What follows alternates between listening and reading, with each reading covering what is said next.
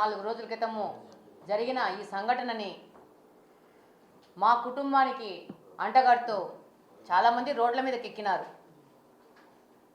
ఇద్దరు వ్యక్తుల మధ్యన జరిగిన డిస్ప్యూట్లో మా తెలుగుదేశం పార్టీకి కానీ మా కుటుంబానికి కానీ ఏ విధమైన సంబంధం లేదు అని గట్టిగా చెప్పదలుచుకుంటున్నాను. 1.5 సంవత్సరం అయింది. ఈ 1.5 సంవత్సరం కాలంలో ఎంతోమంది గత ప్రభుత్వంలో జరిగిన దోపిడీల మీద, ఆర్థిక నేరాల మీద, డబ్బుల పంచాయతీల మీద, భూ వివాదాల మీద రావడము వస్తున్నారు. ప్రతి ఒక్కరికి క్లియర్గా చెప్తున్నాను, డబ్బు పంచాయతీలో, భూ పంచాయతీలో, భూ వివాదాల్లో నేనైతే దిగను, నాకు సంబంధం లేదు.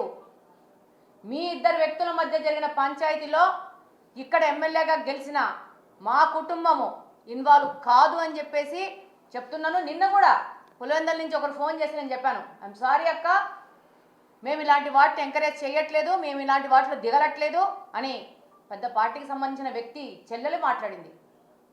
అది మీ విధానంలేమో థ్యాంక్ యూ అని చెప్పి పెట్టేశారు. చాలా క్లియర్గా ఉంది. నా దగ్గరకు వచ్చిన ప్రతి ఒక్క గ్రీవియన్స్లో భూ పంచాయతీలు కానీ డబ్బు పంచాయతీలు వచ్చిన వాళ్ళందరూ వాళ్ళకి క్లియర్గా ఎక్స్ప్లెయిన్ చేసి ఇక్కడ అలాంటివి జరగవు అని చెప్పి పంపిస్తూ ఉంటాం.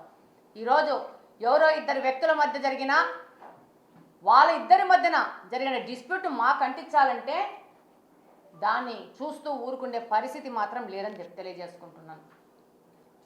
ఇంకొకటి, ఇద్దరు పార్టీలు వాళ్ళ మధ్యన డిస్ప్యూట్ని ఎస్పీ గారు కానీ, పోలీస్ డిపార్ట్మెంట్ కానీ, కలెక్టర్ గారు కానీ పూర్తిగా విచారణ చేసి ఇద్దరి మీద యాక్షన్ తీసుకోమని సందర్భంగా అడుగుతున్నాను. ఎవరైనా కానీ అర్ధరాత్రి పూట దాడి చేయడం తప్పు, భూములను ఆక్రమించుకోవడం కూడా తప్పు.